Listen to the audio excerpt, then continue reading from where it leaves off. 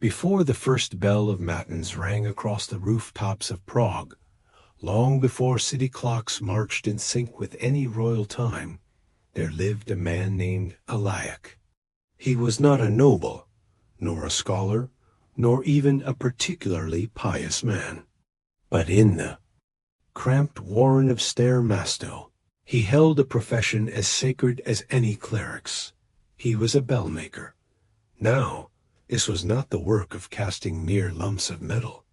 To make a bell, one must know temperament, tuning, and truth. A bell that rang false was worse than silence. It could twist the time, confuse the monks, or so the old superstitions said, invite the wrong kind of spirits. Eliak had once turned away a wealthy abbot's commission, simply because the church's foundation smelled of fire, not incense. He did not elaborate, and the abbot never asked again, that it was early spring, and the snowmote still hissed. In the gutters, when the stranger first arrived, he came with no cart, no servant, and no name that anyone could recall, later with confidence. But he carried something heavy beneath a waxed linen cloth. Word traveled fast in cities like Prague, especially among craftsmen. The man had visited old Zivner, the brass founder, with a curious order, 12 slivers of untempered tin, pure as river light and shaped like narrow leaves dot by dusk. The stranger found Eliak's modest workshop tucked between a stone mason's yard and a widow's bakery. Bells hung in every corner, none ringing, all watching. He did not knock. The door opened before his hand could reach the wood. Eliak was already waiting.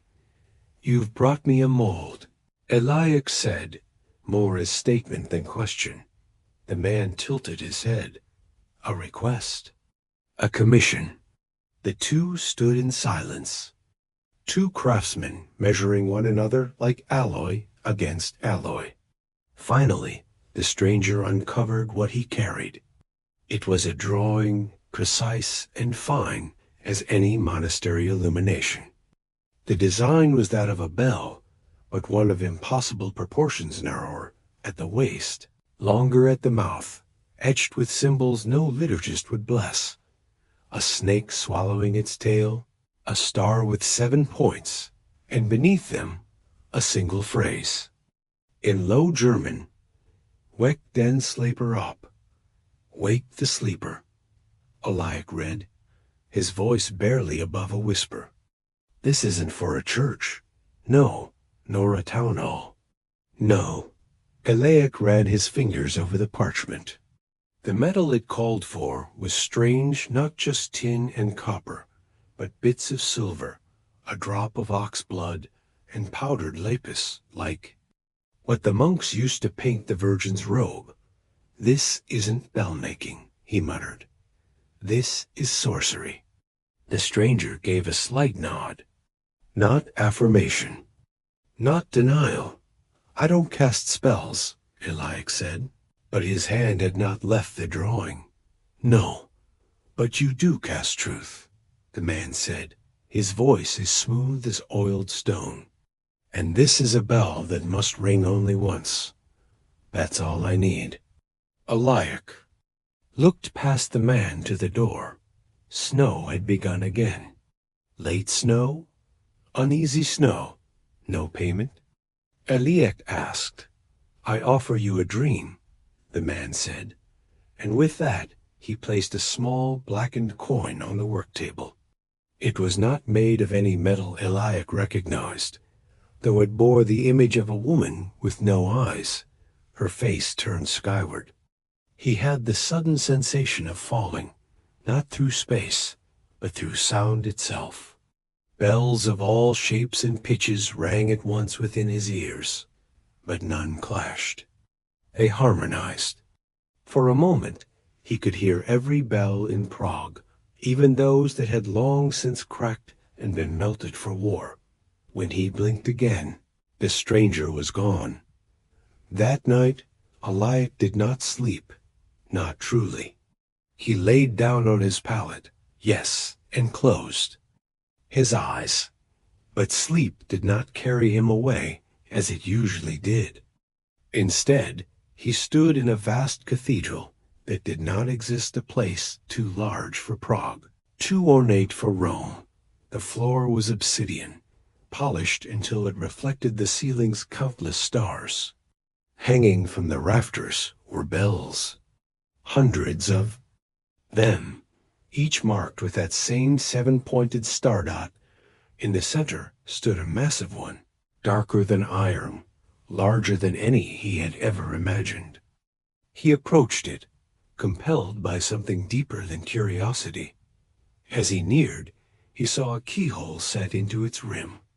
No tongue, no clapper, just silence. From the shadows stepped a child, though its face was aged like someone centuries old. It held out a key. "You haven't made me yet," it said when Eliak awoke. Dawn was painting the workshop in gold, and the black coin was gone. In its place sat a shard of lapis, still flecked with blood. He sighed, wiped his eyes, and turned toward the forge. If a bell must wake the sleeper, it first must be born in silence.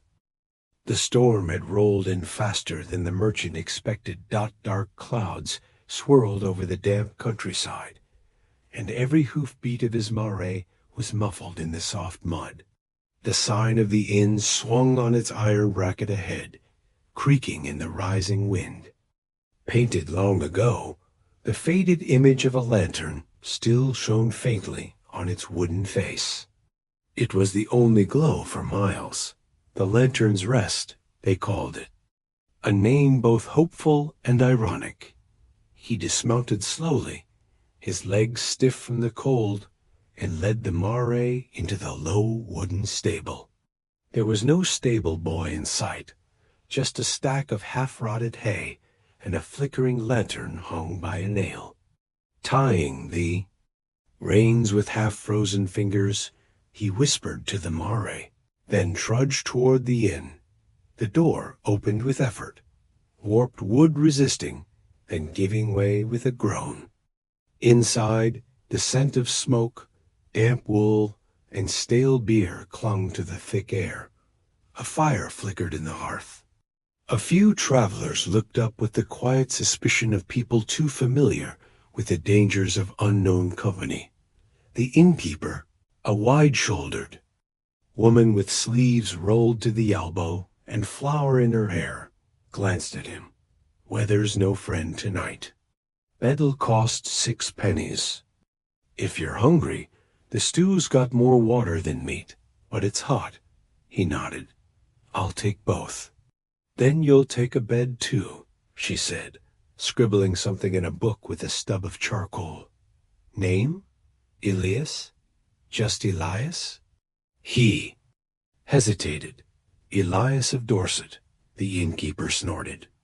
"We've got a Henry of nowhere, and a Mags from somewhere or other already sleeping upstairs. You'll fit right in." She handed him a wooden bowl, half full of steaming liquid. It did, indeed, resemble stew. He carried it to a bench near the fire and sat, letting the warmth soak into his boots and bones. Across from him sat a man with a bandaged hand and eyes that didn't blink often. A priest dozed in a corner, head lolling under a threadbare cowl. At the far end of the room, a tall woman in a green cloak carved something carefully into the wooden tabletop with a knife. "Bad night to be on the road?" said the bandaged man. His voice was like gravel underfoot. "Where you headed?" Elias hesitated before answering. "Lincoln? Business? Trade?"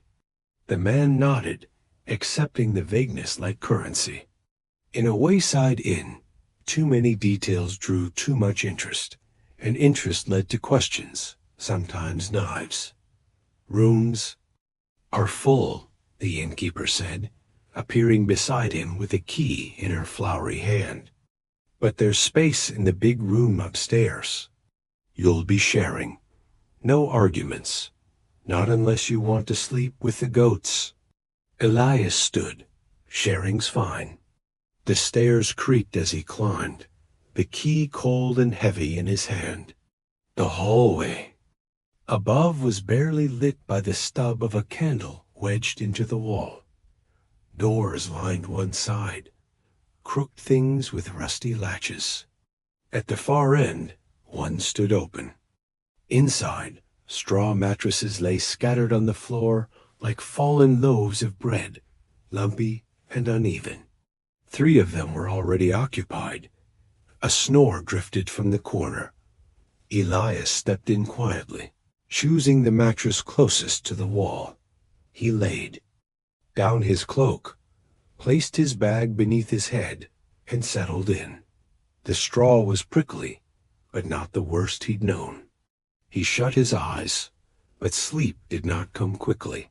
Somewhere in the room, someone coughed. Another shifted, muttering in sleep. Wind whistled through the poorly sealed shutters, and the scent of smoke from the hearth below clung to everything.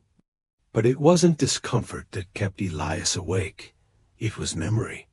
He had left Dorset in haste, after a deal gone sour and a promise made to the wrong man. Lincoln offered the chance of fresh ledgers, clean names, new introductions.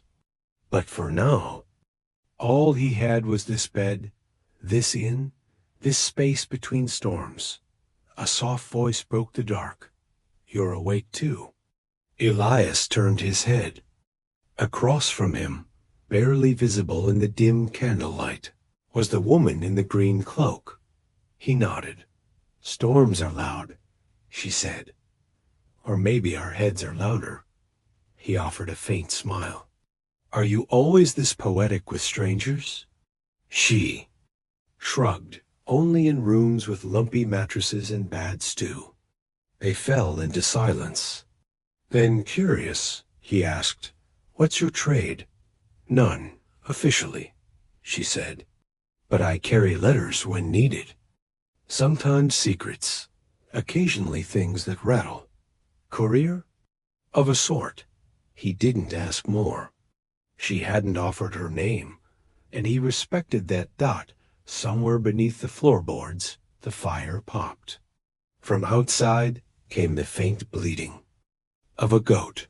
In the next bed, a man rolled over and murmured about taxes and devils. The woman spoke again. "Do you believe dreams mean anything?" He glanced at her. "Not often." "I used to," she said. "My mother swore dreams were omens. My father thought they were leftover thoughts. I think they're warnings, not from God, from ourselves." Elias said nothing. The idea felt too close to the bone. "You carry something heavy," she said. "So do you." "Fair." She turned on her side, facing the wall. "If I talk in my sleep, ignore it. It's never helpful." "I will," he said. Then silence. The deep kind that only comes after the world has emptied itself of noise. He dozed. And in the quiet that followed, he dreamt. He was in a chapel, alone. The candles had melted into stubs, and the stained glass windows bled colors onto the stone. A voice whispered from behind the altar. He moved toward it, but the floor stretched further with every step, until the chapel became a corridor, then a cave, then a dark room filled with doors. One of the doors opened. He woke with a jolt. It was still night. Someone was moving in the room. Not shifting in sleep, but moving, deliberate, slow, quiet. He stayed still, letting his eyes adjust. A shape was crouched by the bed where the snoring man lay. Elias watched as the figure leaned close, too close. There was a whisper, then a flicker of metal in the candlelight. Elias sat up fast. "Stop." The figure froze, then bolted, leaping over the other sleepers and dashing out the door. The snoring stopped. Someone groaned. The man in the bed sat up, clutching his side. "Gods! Bones," he muttered. "They got my purse." Elias was already at the door, peering down the dark hallway. Nothing. Behind him, the woman in the green cloak stood beside the groaning man, tearing a strip from her tunic and pressing it to the wound. "Not deep," she said. But he was looking for more than coin. The priest was awake now, muttering prayers. The bandaged man came up the stairs, a dagger in one hand. "Robber?" Elias nodded. The innkeeper thundered up behind him. "What in hell's name is going on?" the priest answered. "The devil walks tonight," the innkeeper ignored him. She checked on the wounded man, cursed under her breath, then pointed a thick finger at Elias. "You said Lincoln. You didn't say trouble came with you." Elias said, quietly, "I didn't know it did." The morning fog clung stubbornly to the red clay paths of Graybriar, muffling sound and rendering everything damp and blurred. Villagers moved like shadows, silent, half-seen, and uneasy. Whispers about the boy and the lantern had begun to curl around chimneys and gossip circles like smoke. Edric had not slept. After the constable left and his mother returned to bed, he sat by the hearth, staring at the iron lantern that still lay on the table, utterly cold now. He dared not touch it again, that it hadn't flickered once since the constable left. By dawn, Edric was outside, his boots sinking slightly into the dewy earth, shoulders hunched as he walked back toward the old vicarage. No one followed him this time. Even the crows kept their distance. The vicarage stood in the same eerie silence, door still slightly ajar. He entered without knocking, candle in hand. The lantern stayed home. Inside, Father Aldwin was seated at a desk, leafing through a thick vellum-bound book with a crucifix laid across it. He looked up as Edric entered, but didn't smile. "Back so soon?" "I have questions." Aldwin closed the book gently. "I thought you might." "Last night?" Edric hesitated. The lantern lit up on its own, showed me a shadow. Not mine. It looked like a man, cloaked. I don't know how to describe it better. It was watching me. The vicar said nothing. He simply leaned forward, fingertips pressed together beneath his chin. Waiting.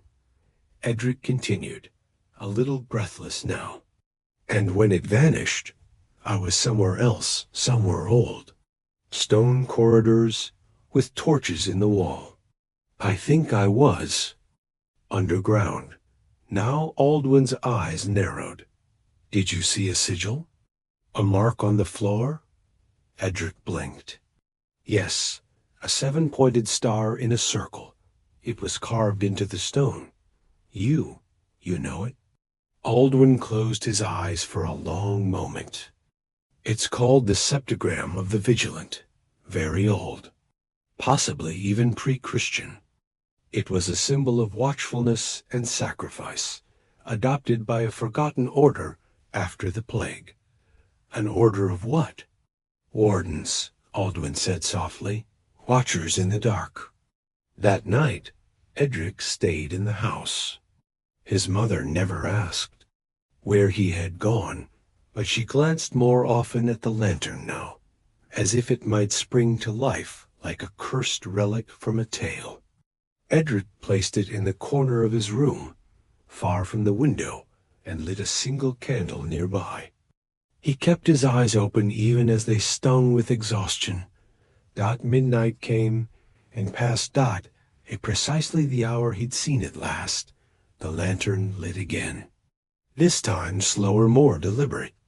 A blue shimmer leaked from the seams before the full flame, roared to life, casting a strange, pulsing light across the wooden floor. Rick held his breath. The shadows danced wildly again. He looked down. 2 shadows now, his own and another. The second was taller, broader, and hooded.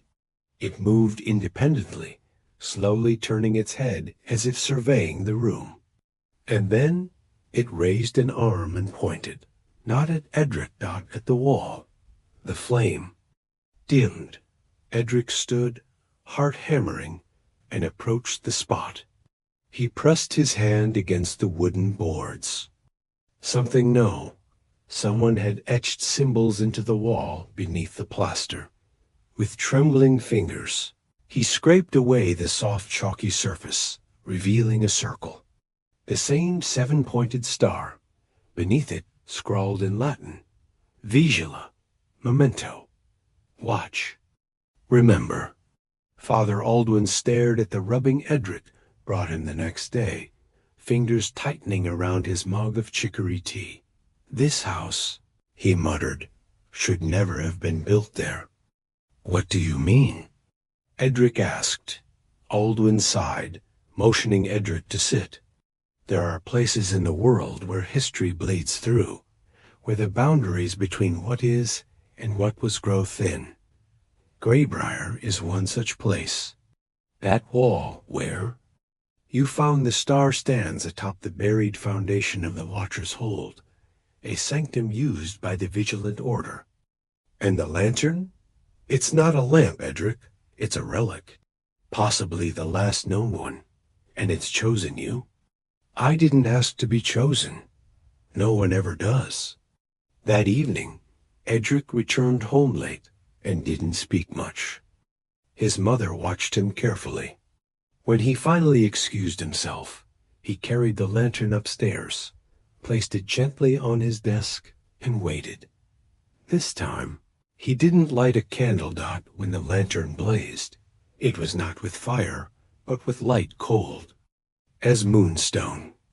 The walls of his room fell away. He was underground again, but not alone. Ahead stood a group 5 figures in heavy robes. Each bore the symbol of the septagram stitched into their garments. At the center, on a raised platform of stone, lay something. Wrapped in linen, no, not something. Someone, a body. One of the robed figures knelt beside it and whispered he saw the shadow. He bore the sign. He remembered. And then they turned. As if sensing Edric's presence through time, the lantern dimmed. Morning light had never looked so dim. Edric's mother found him at the kitchen table, staring blankly at his untouched breakfast. Is it the dreams again? She asked gently. They're not dreams. She sat across from him. Then what? He hesitated before answering. Memories. But not mine. I think I'm remembering things the lantern wants me to see. She said nothing for a long while. Then finally, when your father died, I thought I saw him in a dream once, standing at the edge of the forest, just watching. I didn't tell anyone. Why not? Because if I said it aloud, I'd have to believe it meant something. Edric nodded. Later that day, he and Aldwin descended into the crypt below the old church. The vicar held a torch. Edric carried the lantern. It had not lit since the vision. They reached the sealed door, a rusted iron portcullis that led deeper, far deeper than any villager knew. This, Aldwin whispered, is what the lantern wants you to find? Edric raised it. No flame. Just silence. Then, with a soft hum, the lantern flared, and the door unlocked with a sound like a sigh. They stepped through. Beyond lay stairs carved into basalt, spiraling downward. On the walls, more septagrams, hundreds, some painted, others burned into the stone. Torches sputtered to life on their own as they passed. What is this place? Edric breathed. A reliquary of memory, Aldwin said. a vault for the forgotten. At the bottom of the stairs stood a dais, and upon it a mirror, but not a mirror of glass dot. It shimmered like water, reflective and yet not. "Step through," Aldwin said, his voice echoing strangely. "Where does it go?" "To what you must see next." Edric turned to ask how he'd know when to return, but Aldwin was gone.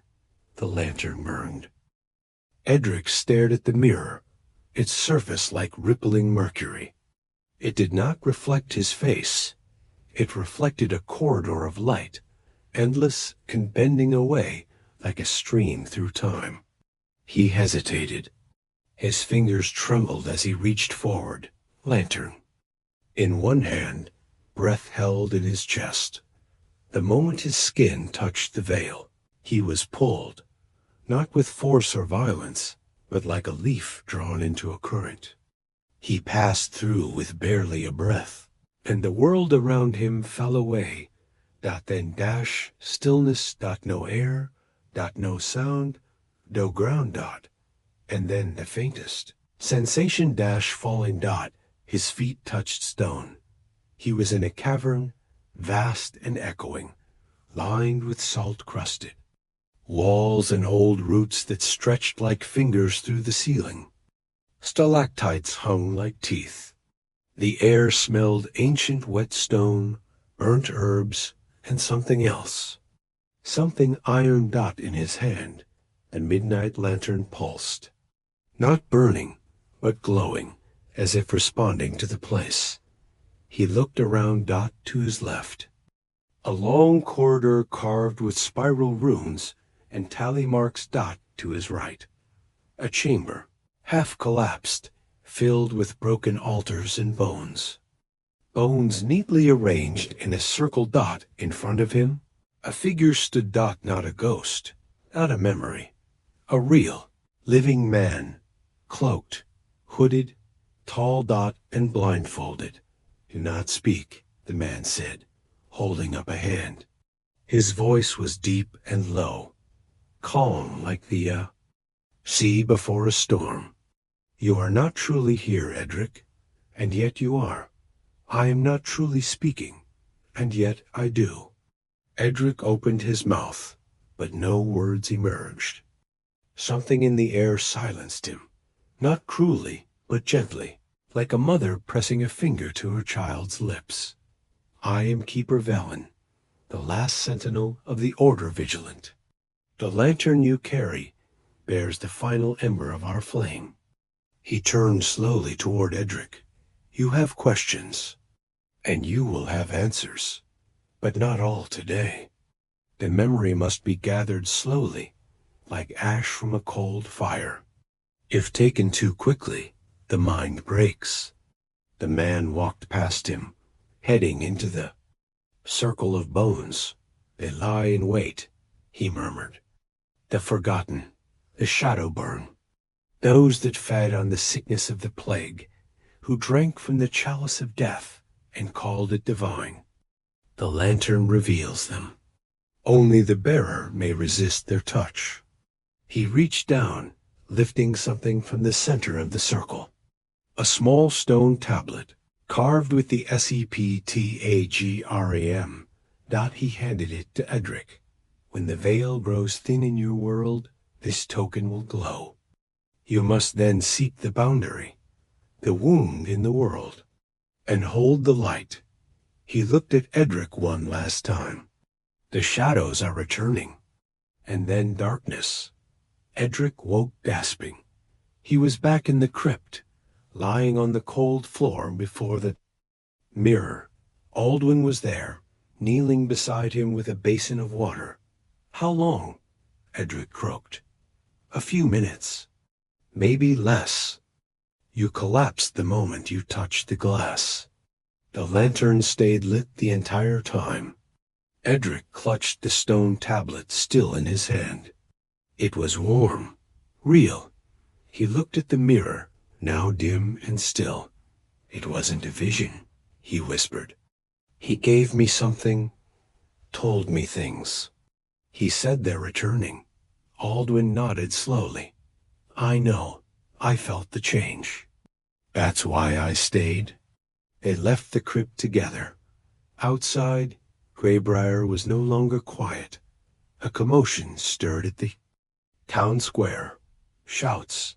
Horses dot as they approached. Edric saw 3 men in black cloaks speaking to the constable. Their garments bore no symbol, but their eyes were cold and empty. One of them held a leather-bound ledger, the cover sealed with wax, bearing a double-headed serpent. Who are they?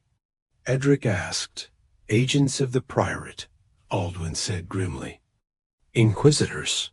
They answer to no bishop and no king. What do they want? To hunt the unnatural. But they do not always distinguish between evil and misunderstood. The tallest of the men turned, and for a moment, just a moment, he had no shadow. Edric stepped back instinctively. Aldwin saw it too. They're not alone, he whispered. That night, the lantern did not light. Edric waited until the stars burned above the trees, and owls called from the bell tower. Still nothing, but the stone tablet began to glow, faint, like a firefly caught in stone. He held it up and felt a tug not physical, but inward, like a pull on his thoughts. The direction was clear, north dot into the woods. He packed quickly, grabbed his cloak, and left without waking his mother. The path north was old, half forgotten, winding through trees that bent like watching giants. Owls watched, foxes paused, and the wind whispered in an old tongue dot an hour later. He reached the ridge above the ruins of the old monastery, and saw the flames, not from fire, from light. Dozens of torches lit the edge of the ruin, carried by the townspeople of Greybriar. Not by will dot by command dot at the center, bound to a post, was a girl Edric recognized, Marla, the blacksmith's apprentice. She was screaming, not with fear, but rage. "I tease not me," she shouted. "I saw him. I saw the one without a shadow." "The crowd murmured. The priorate stood nearby, silent. Edric ducked behind a fallen pillar, chest tight. One of the inquisitors stepped forward. "The lantern's light will be brought before her. If she bears the mark, it will reveal itself." A robed man brought forward a black lantern twin to Edric's, but darker, lifeless. The flame inside flared to life and turned red. Marla's shadow flickered, then split. "Shadows," Edric gasped, but he saw it immediately, the second shadow. Didn't match her movements. It loomed behind her, puppet-like. Marla screamed again. "She's possessed," someone shouted. "No," Edric whispered. "She's being followed." He looked down. The stone tablet burned in his hand, and the midnight lantern lit in his satchel on its own. He ran forward, reckless, bursting through the tree line. "Stop!" he shouted. Everyone turned. The crowd recoiled as he raised the glowing lantern high. Its blue-white light outshone the red. The second shadow screeched, not in sound, but in presence. The lantern's light struck it, and the thing evaporated, leaving behind nothing but curling mist. Marla collapsed in sobs. The priorate stared. "You," said the tall man, voice like stone. "You carry the old fire." Aldwin appeared then, emerging from the shadows behind the crowd. "He carries what you fear," the vicar said loudly. "The true light." The inquisitor drew a dagger. "Then he is a threat. Not to the living," Aldwin answered. "Only to you." And in that moment, Edric saw it clearly. The inquisitor's feet cast no shadow. Not even in Torchlight battle. Did not break out, but something deeper began. That night, Edric became more than a boy. He became a bearer, a witness, a sentinel. They walked home in silence. Aldwin led Edric back through the woods as the moon reached its peak at the edge of the village. The vicar paused. The priorate won't leave. They've seen what you can do. Edric said nothing. He held the lantern in both hands now, as one might hold a fragile memory. Marla? He asked finally. She recover, but she need you. I don't know what I'm doing. You're learning. They reached the church steps. Aldwin turned. There's one more place you must go. When you're ready. Where? The Bleeding Hollow. Edric's stomach twisted. That's just a tale. A ghost story. Perhaps. Or perhaps it's a door. Like the mirror. He handed Edric a torn map. The lantern will know when. Until then, watch the shadows. And then he was gone. That night, Edric dreamed again. But it wasn't a dream. He stood in a field of stone gravestones, unmarked, endless above. A blood-red moon.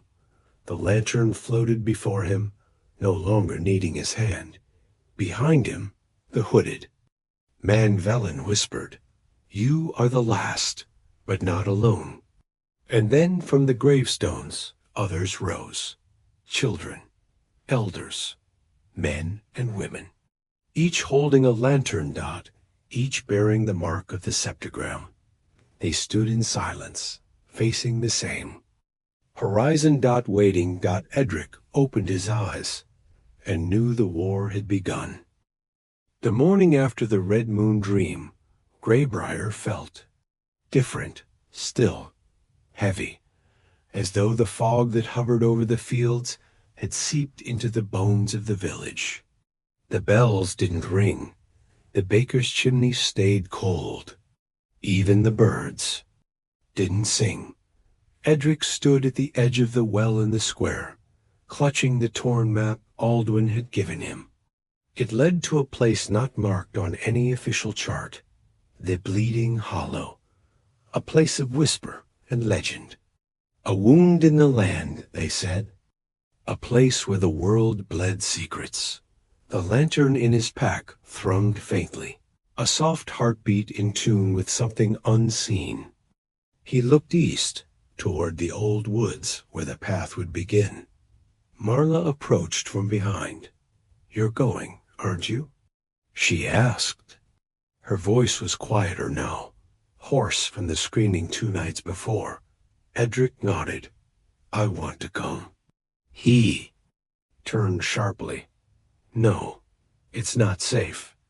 I was possessed, Edric, or followed, or whatever that was, and you saved me.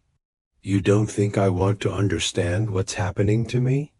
He studied her face. There was no fear in her eyes anymore, only stubbornness. Iron, fire. Fine, he said, and handed her a lantern of her own. Then keep this lit, and whatever happens, don't speak to any shadow that answers back.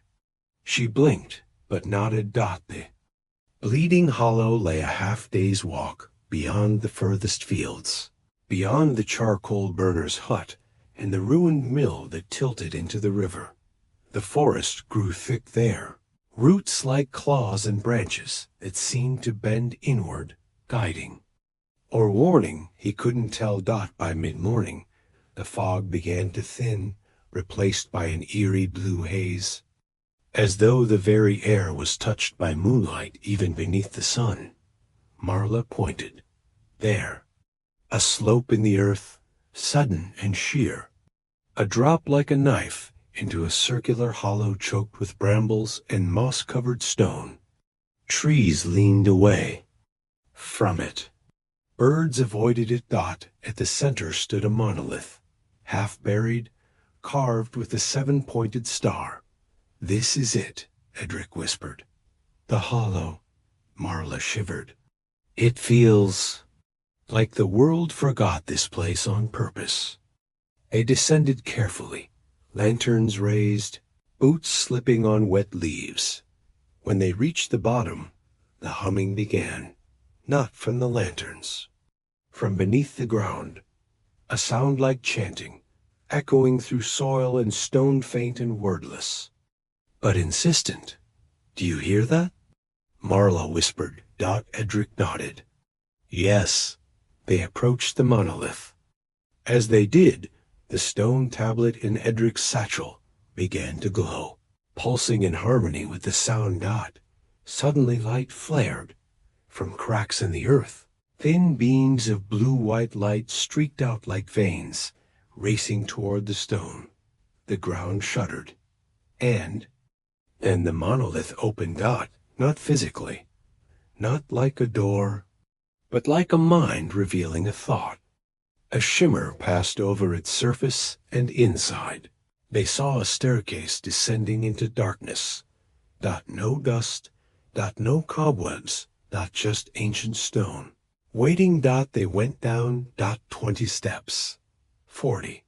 100. Deeper. The walls were carved with strange markings, no longer Latin or church script. Symbols Edric couldn't name, but somehow felt. He ran his fingers along them. Warmed. At last, the stair ended in a chamber, circular, dome-roofed, ringed with mirrors that reflected nothing. And in the center, a fountain. But no water flowed. Instead, a silvery mist rose from it, twisting like smoke, shifting into shapes. A wolf, a flame, a crow, a hand with 7 fingers. Above the fountain floated a single stone key, suspended in light. Marla reached out. "Wait," Edric said. "Too late?" Moment her fingers brushed the key, the mirrors flared, and the mist turned black. The fountain screamed. A figure erupted from the shadows, cloaked in rags, hollow-eyed, its mouth stitched shut with silver thread. It rushed at them, silent as death. Edric raised the midnight lantern, and its light slammed into the creature like a wall. It recoiled, shrieking without voice, stumbling back into the dark. Marla dropped the key. "What was that?" "A warden," Edric breathed. "A guardian of this place. It protects the key." "From what?" "From the wrong hands." The mist swirled again, calmer now. Edric stepped forward, holding the lantern high. It pulsed. The key responded, glowing softly. And the mirrors lit up. Each one now showed an image. A girl running barefoot across snow. A man burying a lantern in a field of bones. A child asleep beside a mirror, crying in his dreams. A blindfolded monk surrounded by fire. And one mirror, the last one, showed Edric, standing in this very chamber. But behind him stood another Edric. Identical. Smiling. But with no lantern. And no shadow. He turned swiftly. Nothing there, but the mirror still showed the double. "Come on," he said, voice unsteady. "We have the key. Let's go."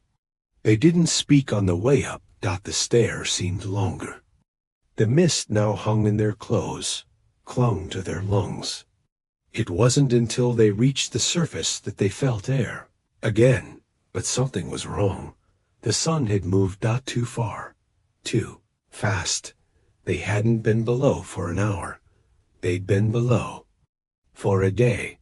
Back in Greybriar, the bells were tolling. People ran through the square, shouting. Fires burned near the grain mill.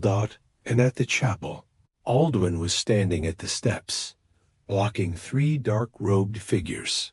They came again. A farmer whispered to Edric, "Looking for you. When they didn't find you, they tried to take the vicar." Edric pushed through the crowd. "Aldwin!"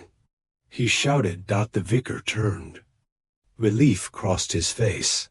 "It inside," he said quickly. both of you." Once in the safety of the chapel, Aldwin locked the doors. "What did you find?" Edric placed the stone key on the altar. It shimmered. "A door," he said. "Or maybe a memory. There was a warden, and mirrors, and someone who looked like me, but wasn't me." Aldwin's face grew grave. "You've encountered your echo." "My what?" "There are fragments of us, created when we touch places that bend time and spirit. They wear our faces. But they are not us." "Then what are they?" Aldwin looked at the stained glass window behind him. "The one depicting the old saints, those with lanterns in hand and crows at their feet. They are the parts of us that would surrender to power." That night, Edric sat in his room, staring at the key. The lantern stood beside it. Both pulsed. Not in warning, but in invitation. He knew what had to come next.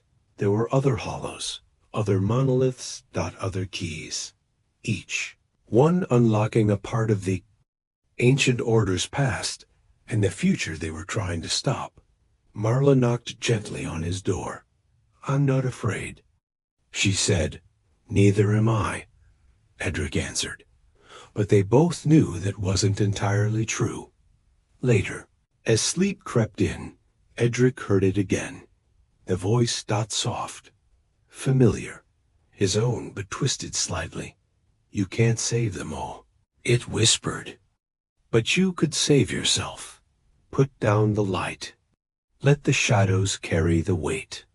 He opened his eyes, and there, in the mirror across the room, his reflection blinked out of sync. Smiled. And vanished. The following dawn, Greybriar lay hushed beneath a brittle sky. No birds, no wind, no bells. The only sound came from the far edge of the village, the tolling of a single hollow note that echoed from the forest. It wasn't the chapel bell. It was something older. Edric stood in the chapel's west tower, gazing across the fields where the mist thinned just enough to show silhouettes in the distance. 3 figures, cloaked, motionless. They had returned. The same robed ones who had demanded entry. The lantern beside him flickered low, as if hiding its light. "Did you see them?" Marla whispered, climbing beside him. He nodded. "They're waiting, watching. They want the key. Maybe the lantern. Maybe me." Aldwin entered behind them, robes still streaked with ash from last night's fire. "They don't wait long, Edric. When the dusk comes, they'll try again. This time with force." "Why?" Marla asked. "What do they want from him?" "They serve an old oath," Aldwin said. "The order splintered long ago. Not all who once bore lanterns stayed in the light. Some turned to a darker flame." Edric tightened his grip on the lantern. "I want to know what I am," he said, "and why I was chosen." Aldwin stepped closer, placing a small bundle on the table. "Then you must finish what was started. You must go to the place where the first light was kept." Edric unwrapped the bundle. Inside lay a map, ancient, stained with time and something darker. A trail led northeast, through the Elder Marsh, past the ruins of Venlock Abbey, and to a symbol at the end, a circle with 7 spokes. "What is it?" "The Vault of Sindral," Aldwin replied, "where the first lantern-bearers made their pact with the light." By midday, they were already beyond Greybriar's eastern ridge. The forest gave way to moorland, wet and trembling beneath every step. The air hung heavy with the scent of peat and rot. Their journey led them through the Elder Marsh, a landscape, so still it felt carved from dream. Crows followed them, not cawing, just gliding above like shadows sewn to the sky. "Why don't they leave us?" Marla murmured. Maybe they're watching, Edric said, not looking up. Or maybe they. Remember. At twilight, they reached the ruins of Venlock Abbey. Not much remained, only crumbled walls and half a bell tower leaning like a drunk into the bog. But in its time, it had been grand. The heart of the order. Edric passed through the gate. He stopped. A stone relief above the arch depicted 7 robed figures, each holding a lantern. One had wings. One had a hood with no face. One had a key in place of a heart. And one at the center was missing a shadow. That's it, Edric whispered. That's what I saw. The thing pretending to be me. Marla touched the stone. It wasn't pretending. It is part of you. He turned to her sharply. I mean, what if this whole path isn't about destroying that thing? What if it's about understanding it? I don't want to understand it, he said. Then it will always be stronger than you, she replied. They camped inside the bell tower. That night, Edric dreamed again. But this time, he was not alone. The lantern sat beside him, and when he opened his eyes in the dream, the light from it was alive, swarming with tiny fireflies of memory. They circled him, showing glimpses of the past. A girl lighting a candle over her mother's grave. A boy whispering his brother's name to a star. A monk sealing a door beneath a church floor with blood and salt. Then himself, standing in the vault, alone, holding the lantern aloft as shadow creatures clawed toward him, and he made the pact. Not with gods, not with spirits, but with himself. I will bear this weight so others do not have to. He awoke before dawn. The fire was out. Marla slept beside the ashes, arms folded. He stood and looked toward the east, where the moors rose into a cracked ridge of black stone, the last mark on the map. Beyond it, the vault. They set out early. The ridge was steep, the stones slick with frost. As they climbed, the lantern began to glow not wildly, but warmly, steadily. A sign they were close. At the summit, a fissure opened in the rock, wide enough for one. Carved into the arch was the same symbol from the hollow, a 7-pointed star. They entered. The passage was narrow, then widened into a cathedral of stone. 7 pillars, 7 mirrors, 7 iron chains suspended from the ceiling, each holding a shattered lantern. But in the center, untouched, was a pedestal, and atop it, a mirror made of living glass. Edric stepped forward. In the reflection, he saw not himself, but the other Edric, the one with no shadow, the one from the hollow. You've come far, the echo said. Its voice was his, but wrong, like a flute filled with ice. I'm not afraid of you, Edric said. Then you're not paying attention. The mirror shifted, showing scenes Edric as a child, crying at his mother's grave. Edric alone in the chapel. Edric watching as shadows claimed his friends. You carry the lantern, yes, the echo said. But only I understand its cost. Edric clenched his fists. You're a lie. No, it said. I'm the truth you buried. I am every moment you wanted to run. Every doubt, every anger. Every time you almost gave up.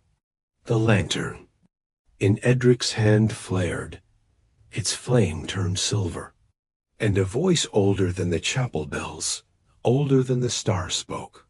Will you complete the pact? The room went still. The echo tilted its head. You can't take me with you.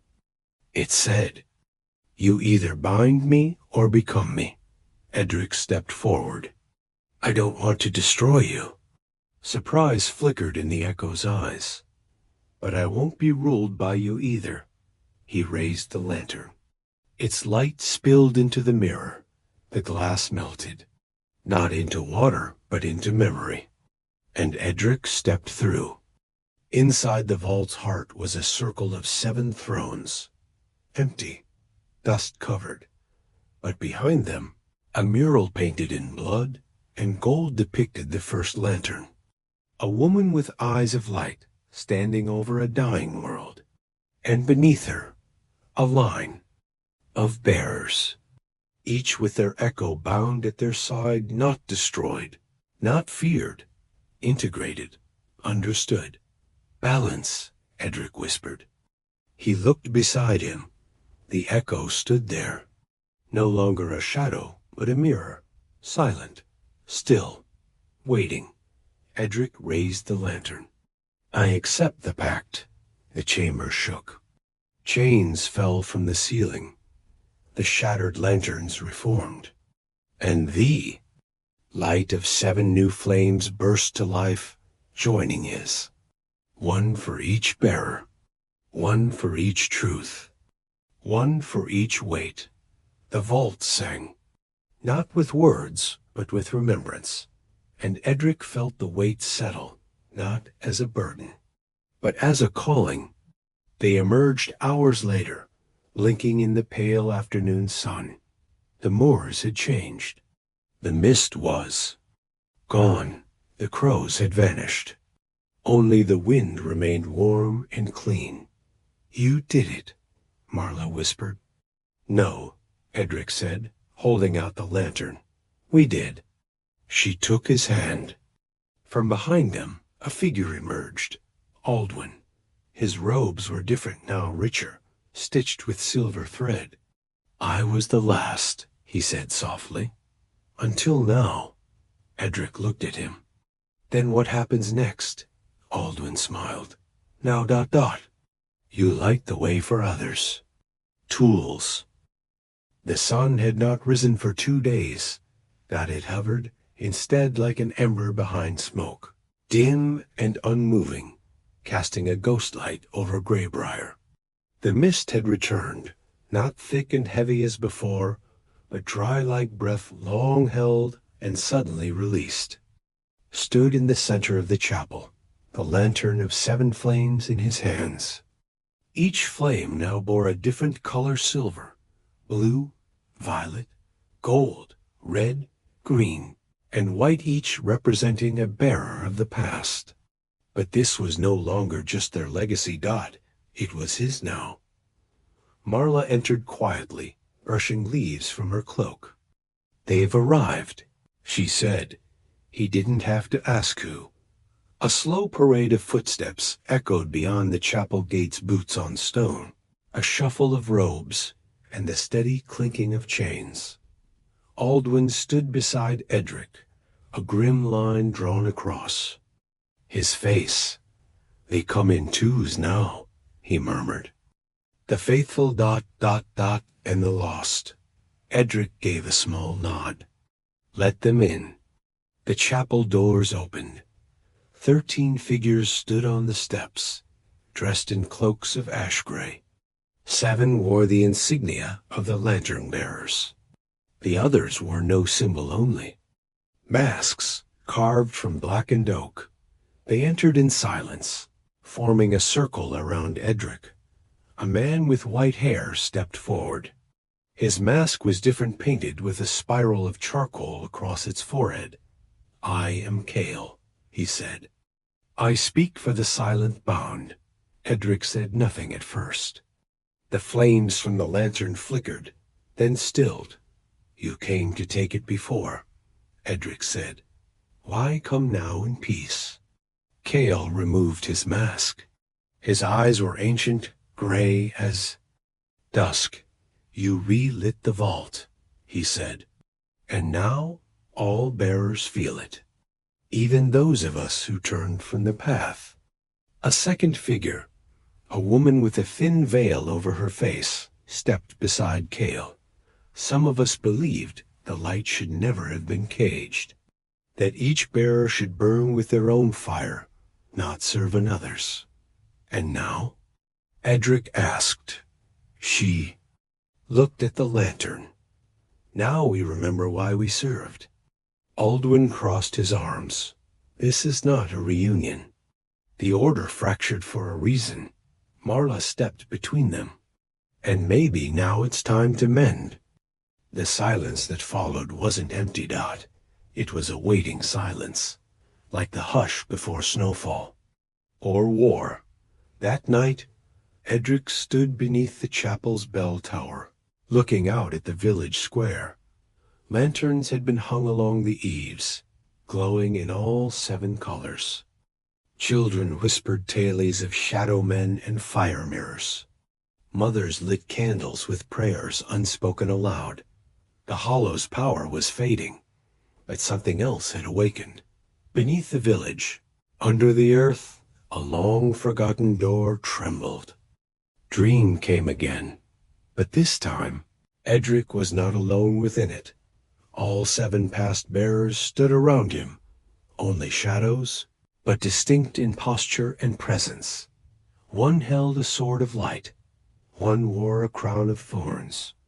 One had no eyes, only a mouth full of stars. You carry the pact, said the crowned one. But the pact is not protection, whispered the eyeless one. It is permission. The dark will come again. Edric raised the lantern. Then I'll face it. You already are, said a 4th voice. Look around. The dream dissolved. He awoke to screaming. Greybriar burned, but it was not fire. That consumed it, Dot. It was silence. The mist had returned, not white, but black as pitch, rolling like a tide of coal smoke. It smothered sound. Where it passed, lanterns went out. People vanished mid-word. The Hollow had broken through. Edric and Marla ran toward the northern road. The lantern held high, Dot. It flickered desperately, its flames pulsing in irregular rhythms. Kale and the silent bound were already there, circling the last boundary stone of the village. We held them back, Kale said. But they changed. The Hollow now carries form. A scream echoed from the east, a real one this time. Cut short, Aldwin ran toward them, blood on his hands. They've taken the children from the chapel. Edric's face darkened. How many? 6, all sleeping. They didn't wake up. They just floated out. He didn't wait. They followed the trail into the fields of Withergrasp, where nothing had grown in decades. The mist moved there in patterns, as if aware. Shapes within it whispered. Edric held the lantern high. The flames answered. The violet one spun, pointing north, toward the sunken shrine. The shrine had once been a sanctuary, Dot. Now it was a trap. Hovered within, suspended by tendrils of mist that entered their mouths and ears, whispering sleep deeper into their minds. Below them, carved into the stone floor, was a sigil. Wrong. 7 lines twisted into one. A binding mark, not of light, but of hunger. And kneeling beside it, a man in rags, face hidden, hands clasped in prayer.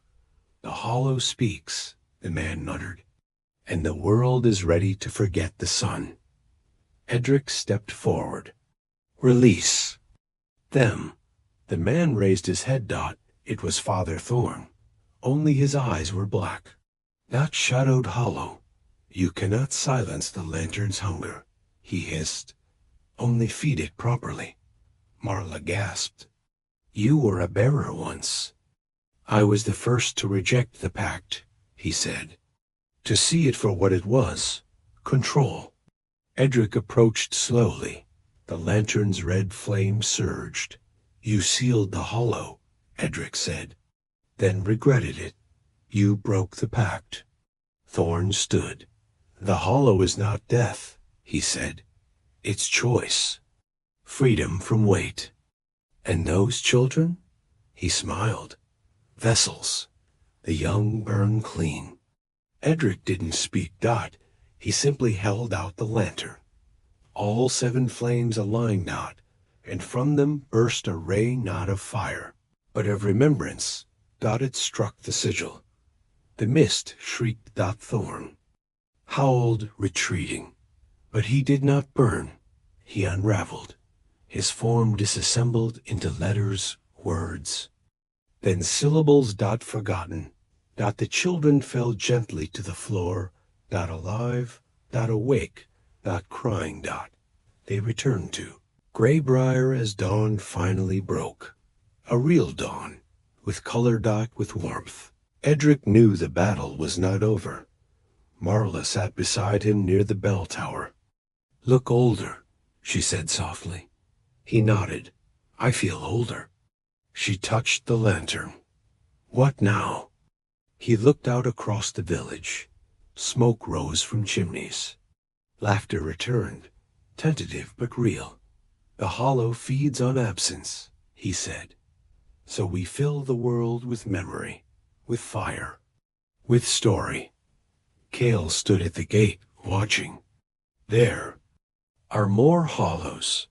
I know, Edric replied. That's why we build again. Aldwin raised a new banner over the chapel. White linen, embroidered with 7 flames. In the months that followed, Greybriar became something new. A hearth point.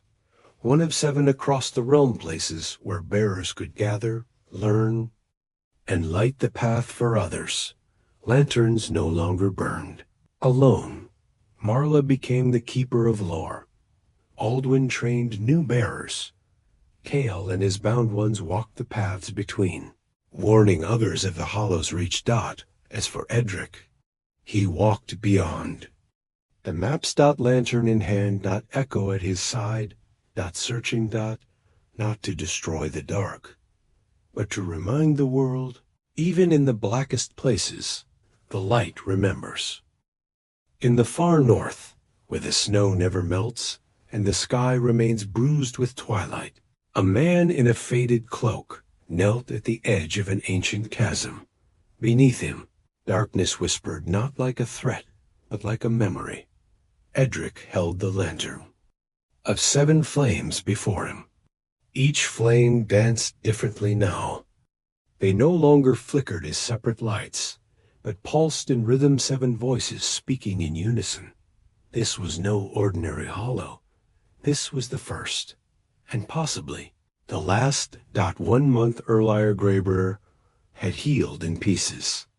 New stone replaced scorched walls. Laughter began to outnumber the sobs. But deep beneath the smiles, Edric knew. The hollow had not died, only learned. Since Thorn's unraveling, whispers had spread of new hollow echoes forming, not in mists, but in mirrors. Of people who blinked and found their reflections doing something else. Of memories rearranged. Of names forgotten. Marla brought him a scroll, unearthed from the vault beneath the ruined spire of Dunler Abbey. Written in broken elder script, it told of a wound in the world, abyss nocturnus. A rent in the veil, deeper than night, older than flame. Only 1 lantern had ever approached it. It never returned. Edric left the same night. He left behind his name, his cloak, and his place as bearer. He took only the lantern, a walking staff, and a satchel of iron seeds. Echo followed him, silent and constant. It took 18 days to reach the outer edge of the northern rift. No road led there. No map named it. Even the air seemed reluctant to pass over its mouth. Now, as Edric stood before it, the hollow below pulsed like a wound still bleeding. The lantern dimmed. Not fear, he whispered. Recognition. He descended. There were no steps, only descent. The rock gave way to bone, the bone to dreams, the dreams to shadow. He did not fall. He floated. The lantern's light became a tight orb, revealing only what he needed: ledges, handholds, and fragments of ancient scripture on the walls. Phrases like, "The world began with silence, not sound. What you forget remembers you. Do not wake the name beneath names." He descended for 3 days. He did not eat. He did not sleep. He only remembered. And below, something waited to be remembered with him. On the 4th day, he found it. A chamber of stone smooth as glass, lit from no source, echoing no sound. In the center stood a mirror, but not made of silver or glass. This mirror was water, not reflecting the room, or Edric, but his shadow. It moved and spoke. "You carry all 7. Its voice sounded like his, and not, "Yes." Edric replied, "And I came to give them back." The shadow tilted its head. "There is no one left to take them." "There is," Edric said. "You." The shadow hesitated. "You want to bind me again?" Edric knelt. "No, I want you to choose. Silence." A long, long silence. Then the shadow stepped forward from the mirror and became him. Not a copy, but the part of Edric that had always been hollow. The part he'd buried after his brother's death.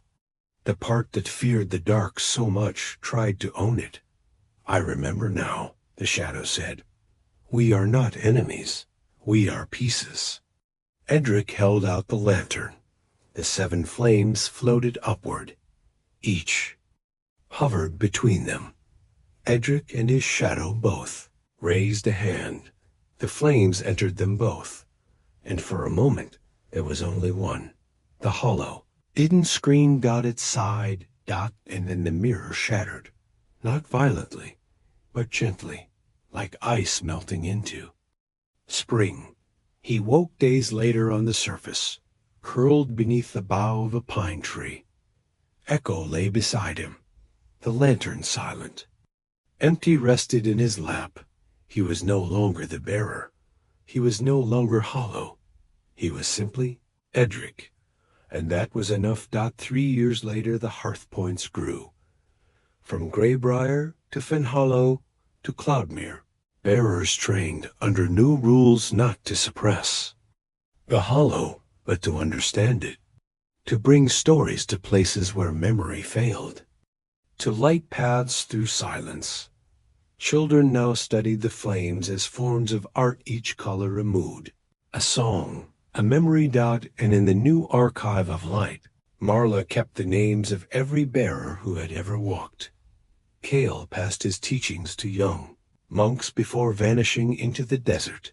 Aldwin retired, smiling more than he used to. And once a year, a quiet man in a gray cloak visited the chapel of Greybriar. He brought no flame, only seeds. One night, Marla found him watching the stars from the bell tower. "You're not afraid anymore," she sighed. "No," Edric replied, "because the dark isn't waiting to devour us. It's waiting to join us, to be part of the light again." She leaned on the railing beside him. "What do we call it now?" He thought for a long while. Then he whispered, "Home." Epilogue. The last lantern deep in the southern isles. A girl named Lina lit a candle inside a broken cave. It flickered strangely. She touched it with a finger, and a violet flame danced upward. She did not scream. She smiled.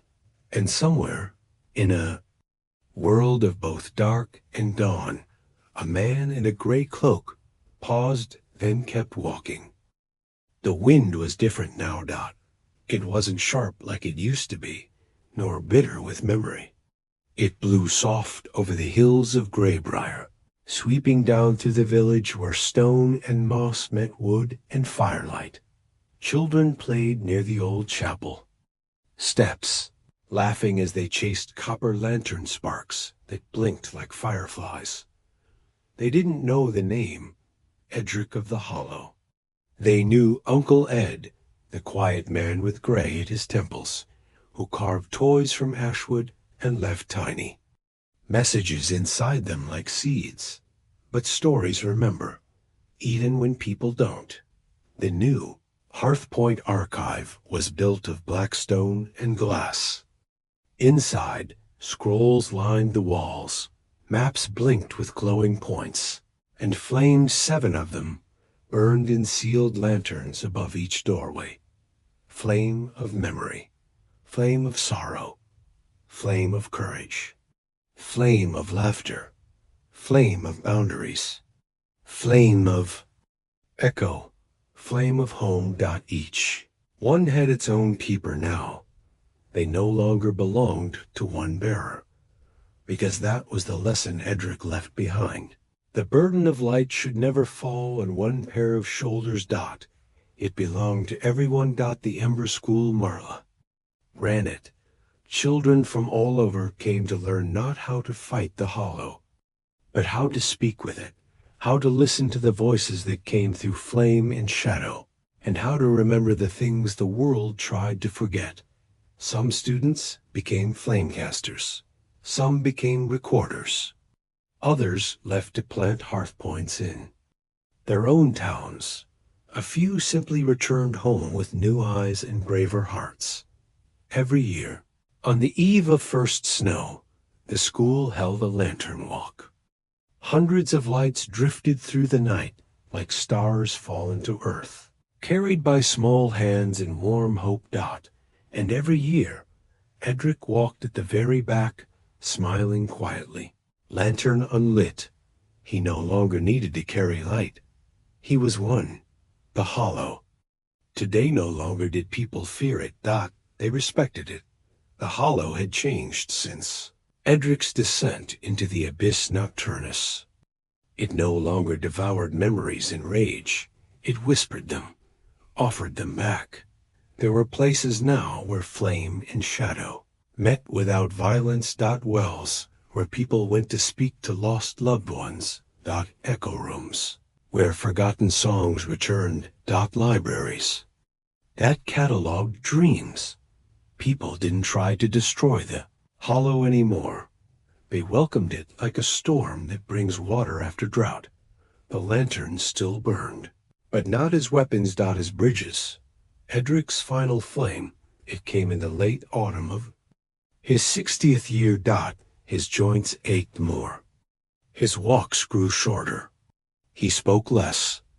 One evening, sitting beneath a silverthorn tree near the chapel, he called for Marla. She found him watching the sky, which glowed with a greenish haze, a celestial veil that hadn't been seen since his youth.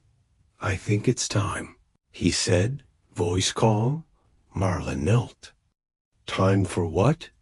"To sleep," he smiled, "and to dream new things."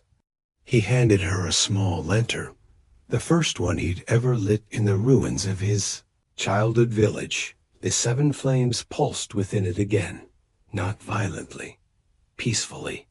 "Don't let the light become a chain," he whispered. "Let it remain a choice." Then he leaned back and closed his eyes. A year later, Grabrier erected no statue. Edric would have hated that. Instead, they'd planted 7 silverthorn trees around the old chapel, one for each flame. Each tree's leaves glowed faintly at night. People came to sit beneath them when they felt lost. Some cried, some sang, some simply sat in silence. And every so often, a whisper passed between the trees, low and warm. "You are not alone." Far beyond, a girl named Lina, now grown, carried a pocket flame from Edric's old lantern into the Southlands. There, she built a hearth point on the cliffs of the sea. She didn't call it a shrine. She called it a listening post. Fishermen came to it before storms. Lovers came to ask. If their memories were still real, Dot, children came with dreams they didn't. Understand, Dot, and always. The flame responded, Dot, not in words, but in recognition.